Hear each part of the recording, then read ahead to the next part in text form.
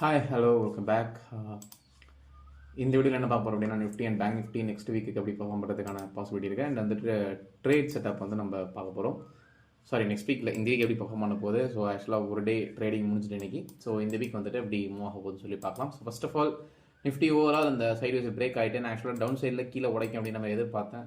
ஒரு ஃபால் கொடுத்துட்டு வரும்னு எதிர்பார்த்தேன். பட் மாறி நல்லா ப்ரீத் ஆகிட்டு கிட்டத்தட்ட எத்தனை நாள் அப்படின்னா ஆல்மோஸ்ட் வந்துட்டு ஒரு 40 நாள்கிட்ட உங்களுக்கு இதுக்குள்ளே ட்ரேட் ஆகிட்டு மார்க்கெட் சைடுஸ் மேலே உடச்சிருச்சு. ஸோ நெக்ஸ்ட்டு என்னை பொறுத்தளவுக்கு ஆல் டைம் ஹை ஹிட் பண்ணுறதுக்கான பாசிபிலிட்டி ரொம்ப ரொம்ப அதிகம்.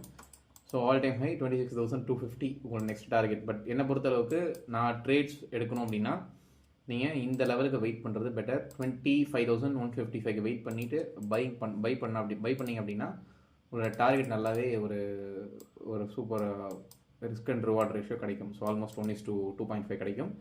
ஸோ இப்போதைக்கு நான் வெயிட் பண்ணுறது இந்த ஒரு ரீட்ரேஸ்மெண்ட்டுக்காக தான். இது நடக்கிறதுக்கான வாய்ப்பு இருக்குது. ஸோ டாப்பில் உங்களுக்கு சின்னதாக செல்லிங் ப்ரெஷர் கொடுத்துருக்கு மார்க்கெட்.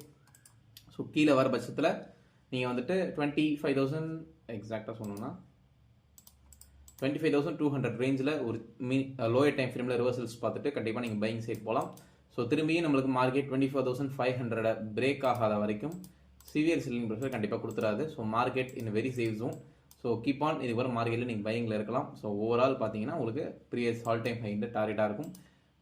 ரீட்ரேஸ்மெண்ட் கொடுத்துட்டு மேலே ஏறிச்சுன்னா ஆல்மோஸ்ட் வந்துட்டு ஒரு 4% ஆல் டைம் ஹையும் பிரேக் ஆகிறதுன வாய்ப்பு இருக்குது. பட் அதை நம்ம பிரேக் ஆனதுக்கப்புறம் அதை பற்றி பேசிக்கலாம். ஸோ இப்போதைக்கு இதுதான் current scenario. Okay, so next bank Nifty.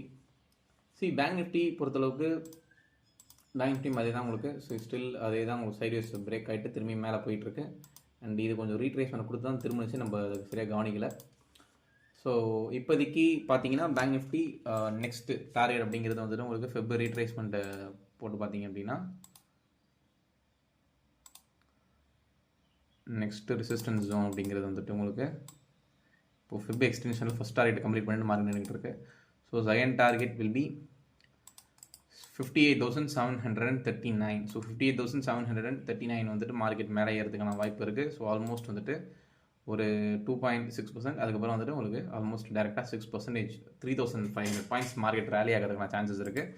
So மார்க்கெட்டும் நல்ல ஒரு ப்ரீத் பண்ணி பொறுமையாக தான் மார்க்கெட் ஏறுது. அவசரம் ஏறலை.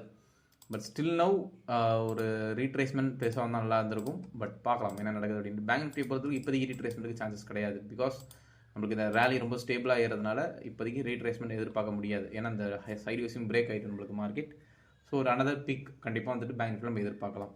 ஸோ எக்ஸ்ட்ரா வேணால் நம்ம வந்துட்டு HDFC பேங்க் பார்க்கலாம் இருக்குன்ட்டு.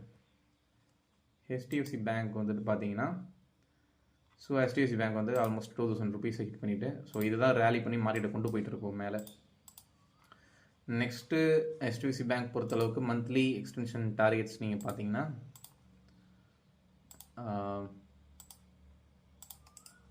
next target will be 2,149. So almost 2,149 வந்துட்டு உங்களுக்கு நெக்ஸ்ட் டார்கெட்டாக HDFC பேங்க்கு இருக்கும்.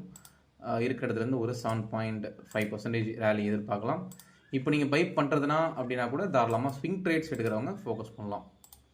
அப்படி இல்லைனா கூட ஜஸ்ட் நீங்கள் வெயிட் பண்ணிங்கன்னா இந்த லெவல்கிட்ட மார்க்கெட்டு வரும்போது கூட நீங்கள் வந்துட்டு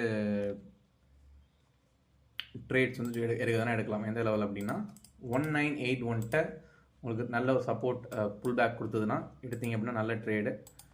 இங்கேருந்து ஒரு ஆல்மோஸ்ட் 8% ஸ்விங் ட்ரேடு வந்து எடுக்கிறவங்க எடுக்கலாம். மார்க்கெட் ஸ்டெடியாக நல்லா இருக்கிறதுனால ரிஸ்க் எடுக்கிறதுனா இந்த டைமில் தாராளமாக நீங்கள் ஃபோக்கஸ் பண்ணலாம். ஸோ இதுதான் HDFC bank and Nifty. Bank Nifty நான் எதிர்பார்க்குறது ஹோப்ஃபுல்லி மார்க்கெட் அப்கமிங் டேஸில் நல்லா பர்ஃபார்ம் பண்ணணும்னு நான் எதிர்பார்க்குறேன். அண்ட் கோல்டு மார்க்கெட் நம்மளுக்கு திரும்பியும் லைட்டாக சைட்வேஸ் மாதிரி போயிட்டுருக்கு. அது கொஞ்ச நாள் இப்படி தான் போகும். ஏன்னா ஒரு பெரிய ரேலி கொடுத்துருச்சு. ஸோ அதனால் சைட்வேஸ் தான் எதிர்பார்க்குறேன்.